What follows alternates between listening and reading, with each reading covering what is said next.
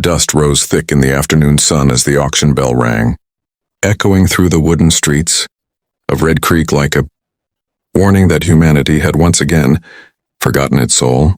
And Daniel Crow stood among the crowd with his 2 daughters at his sides, never imagining that this day meant only to teach them the harsh truths of the frontier, would shatter everything he believed he knew about choice, mercy, and destiny.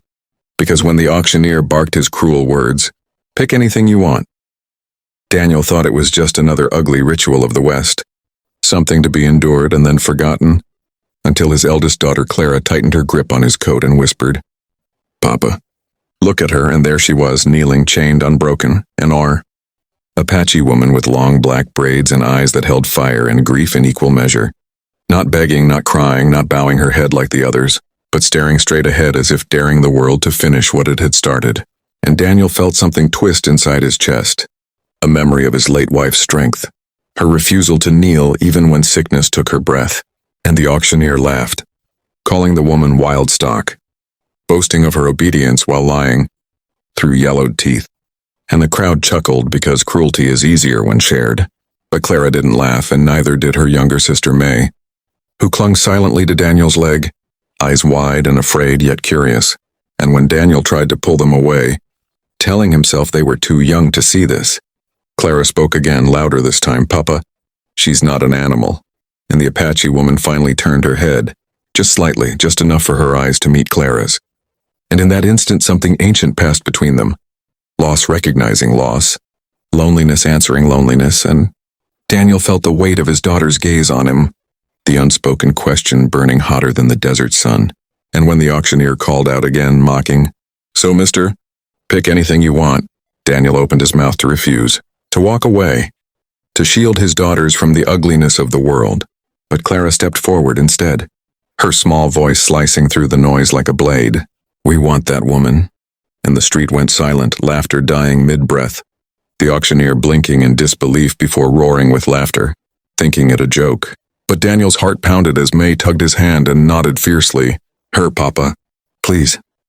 And suddenly the choice was no longer theoretical, no longer something he could dismiss as spectacle, because his daughters had seen humanity where others saw property.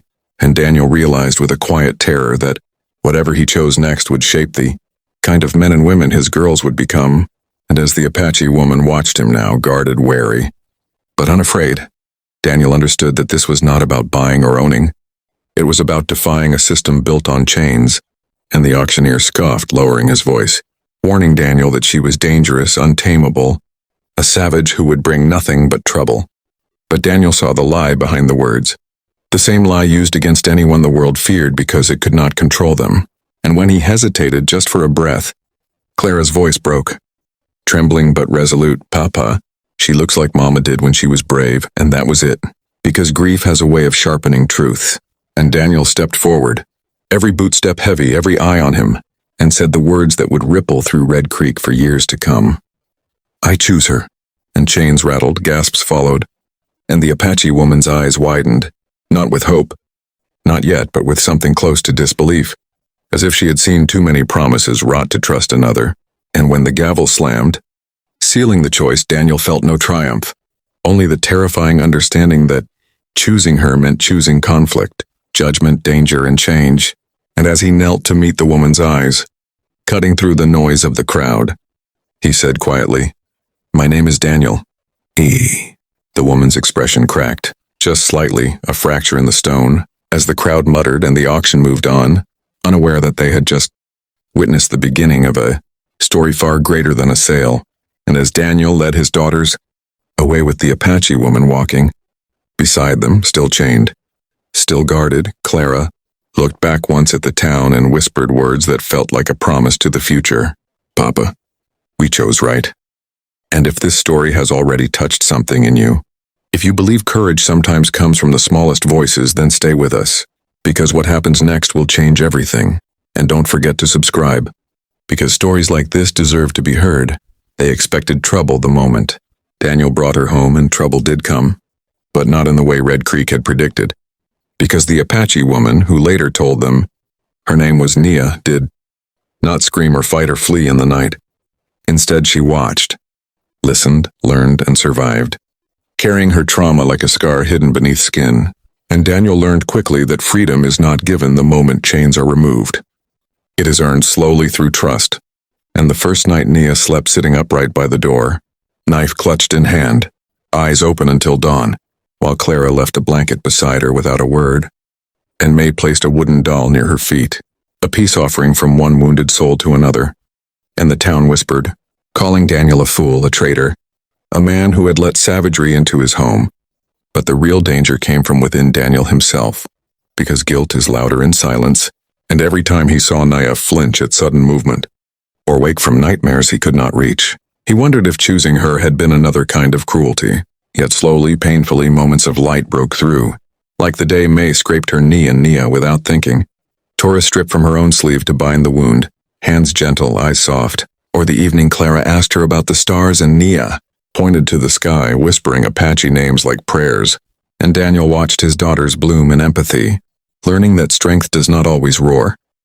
Sometimes it endures, and when Red Creek finally acted, sending men with torches and threats, Daniel stood in his doorway, rifle steady but heart shaking, ready to defend what he had chosen.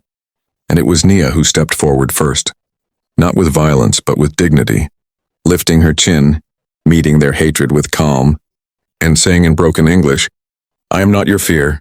And something shifted then, because hatred thrives on weakness and Nia gave them none, and the men left unsettled, because they could not cage what refused to kneel. And later that night, as the fire burned low, Clara did what no one expected. She took Nia's hand and said the words that changed the shape of the family forever. "Will you stay as our mother?" And the silence that followed was heavy with everything Nia had lost. Children buried, a people scattered, a life stolen, and tears finally fell. Not loud, not dramatic, but honest. And Daniel realized in that moment that his daughters had not chosen her to save her. They had chosen her because she had already taught them what love without ownership looked like. And Nia did not answer right away, because love terrifies those who have lost it most. But when she finally nodded, resting her forehead against Clara's, Daniel felt the past loosen its grip just a little. And the family that followed was not perfect. Not easy, but it was real. Built on choice rather than blood. And Red Creek never forgot the man who refused to pick anything and instead chose humanity. And years later, people would tell the story wrong, simplifying it, softening it, but the truth remained. That change began not with a gun, not with power, but with two little girls who saw a mother where others saw property. And if this story moved you, if you believe love can rise in the unlikeliest places, then help us keep stories like this alive. Subscribe to the channel. Share this story. And remember that sometimes the bravest choice is listening to the smallest voices, because they often see what the world refuses to.